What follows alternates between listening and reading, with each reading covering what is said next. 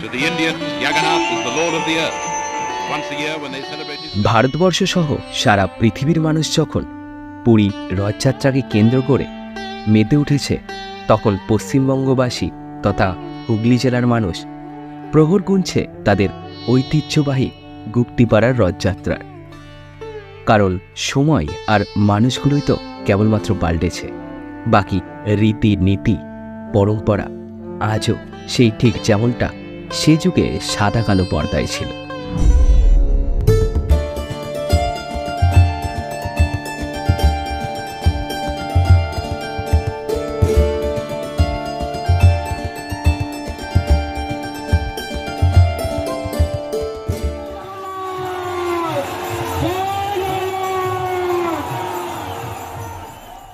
দেখো, ছোট থেকে রথ মানে ঘুড়ি ওড়ানো কিংবা রথ বানিয়ে সকলকে প্রসাদ খাওয়ানোর বাইরে আর তেমন কিছু ভাবতাম না।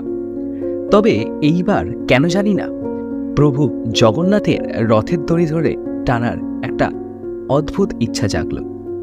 তাই বন্ধু কিংবা পরিবারের সাথ না পেয়ে মোবাইল আর বাবার পুরনো সাইকেলটা নিয়ে ছুটে গেলাম গঙ্গা ওপারে, অর্থাৎ গুপ্তিপাড়ায়। হিন্দু ধর্মে আয়োজিত অন্যতম প্রধান একটি উৎসব হল এই রথ উৎসব বা রথযাত্রা, যা পশ্চিমবঙ্গ ছাড়াও ওড়িশা, ঝাড়খণ্ড এবং বাংলাদেশে বেশ জাঁকজমকভাবে পালিত হয়। কিন্তু এই গুপ্তিপাড়ার রথযাত্রার পেছনে দারুণ কিছু পৌরাণিক ইতিহাস লুকিয়ে রয়েছে। তো চলুন আপনাদের সামনে তা এখন তুলে ধরছি। গুপ্তিপাড়ার রথযাত্রা বাংলার রথযাত্রাগুলোর মধ্যে অন্যতম এবং বিখ্যাত রথযাত্রা এটি। নানান মতভেদ থাকলেও 1740 সালে এই রথ উৎসব শুরু করেন মধুসূদনানন্দ। পশ্চিমবঙ্গের হুগলি জেলার গুপ্তিপাড়া গ্রামে প্রতি বছর এই রথযাত্রা অনুষ্ঠিত হয়। এটি ঐতিহ্যবাহী এবং জনপ্রিয় উৎসব, যা প্রতি বছর আষাঢ় মাসের শুক্লপক্ষের দ্বিতীয় দিনে পালন হয়।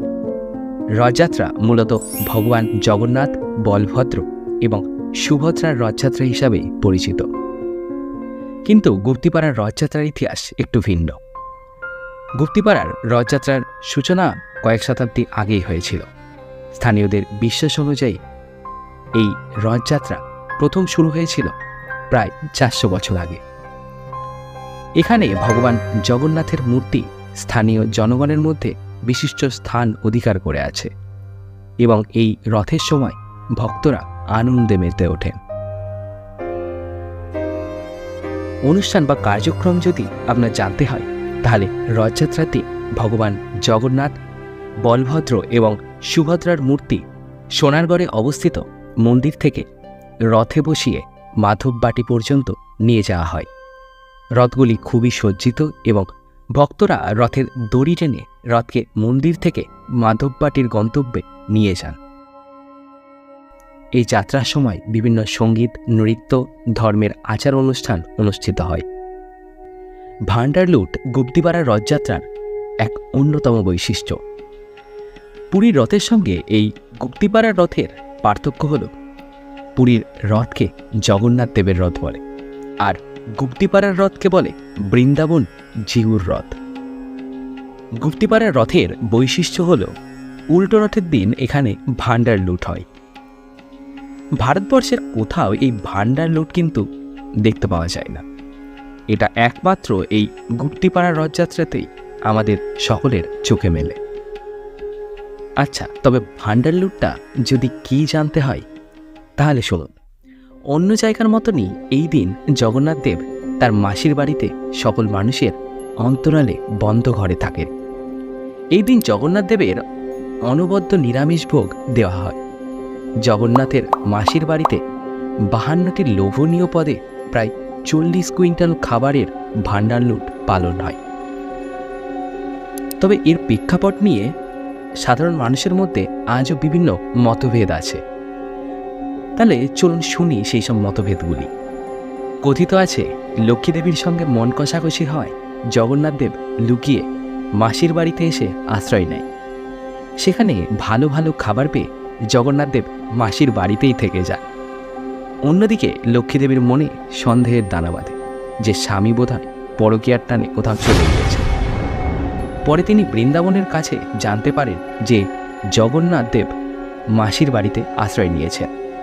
তারপরেই স্বামীকে ফিরিয়ে আনতে লক্ষ্মীদেবী লুকিয়ে গিয়ে মাসির বাড়িতে সর্ষে পোড়া ছিটিয়ে আসেন, কিন্তু তাতে কোনো কাজ হয় না।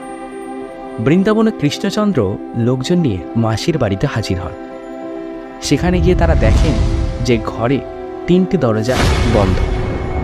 তাই লক্ষ্মীর অনুরোধে তারা স্বামীকে ফিরিয়ে নিয়ে যাওয়ার জন্য দরজা ভেঙে বৃন্দাবন এবং কৃষ্ণচন্দ্র ভেতরে ঢোকেন। ঘরের ভেতরে প্রবেশ করেই তারা দেখতে পান মালসা করে রকমারি পদের খাবার সাজানো রয়েছে। ভালো ভালো খাবার চোখের সামনে দেখে তারা সেই সমস্ত মালসা লুট করে নেয়, যা ভান্ডার লুট নামে সকলের কাছে আজও পরিচিত। আবার আরেকটি অংশ দাবি করে বৃন্দাবন চন্দ্রের নাকি ছিল প্রচুর ধন সম্পত্তি। রাজা তার রাজ্যের শক্তিমানদের চিহ্নিত করার জন্য এই ভান্ডার লুটের আয়োজন করেছিলেন। যারা বেশি সংখ্যায় ভান্ডার লুট করতে পারতেন তারা বৃন্দাবন চন্দ্রের এই মন্দির পাহারার দায়িত্বে নিয়োগ হতেন।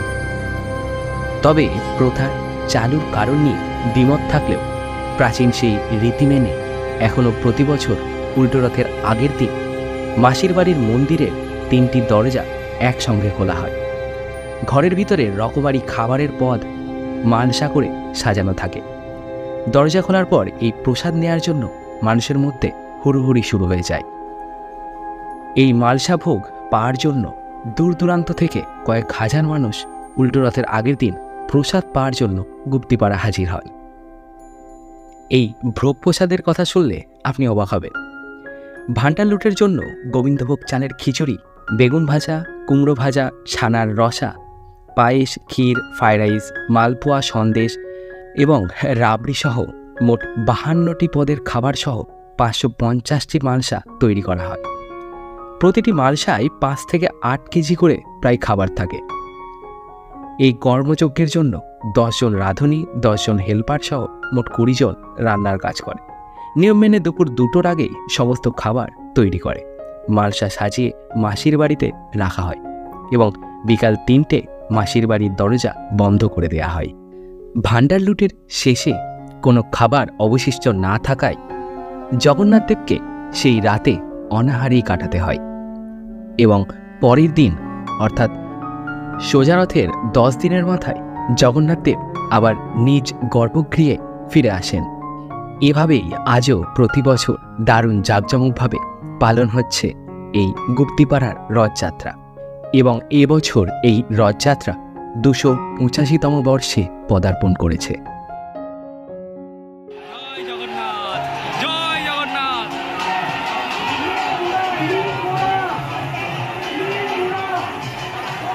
পুরো কাতারে কাতারে মানুষ যাচ্ছে।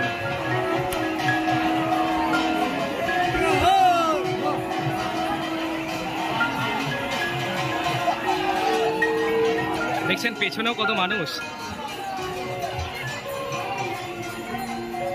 তো কেমন লাগলো এই গুপ্তিপাড়ার রথযাত্রা? এবার আমি চলে যাব, অনেকটাই গরম লাগছে, অনেকটাই রোদ, শেষ অবধি থাকতে পারলাম না, থাকলে আশা করি ভালোই হতো। তবে রথের দড়ি ধরে টানতেও পেরেছি খুব ভালোভাবে এবং বৃষ্টির মধ্যে, বৃষ্টি হলে একটু ভালো হয়, মানে গরমটা কমে, কিন্তু বৃষ্টি হলে একটু টানাও অসুবিধা, মানে পা স্লিপ কাটা এ ও লাগা। তো রোদ আছে, বেশ ভালোই আছে, তো একদম রোদ উজ্জ্বল এই দিনে জগন্নাথ দেবকে টেনে নিয়ে যাচ্ছে এবং জগন্নাথ দেবও মহানন্দে মাসির বাড়ির দিকে ছুটে চলেছেন ধীরে ধীরে। তো এখানে আজকের ভিডিও আমি সমাপ্ত করছি। কেমন লাগলো ভিডিও আবারও বলছি, কমেন্টে অবশ্যই জানাবেন। তো টাটা।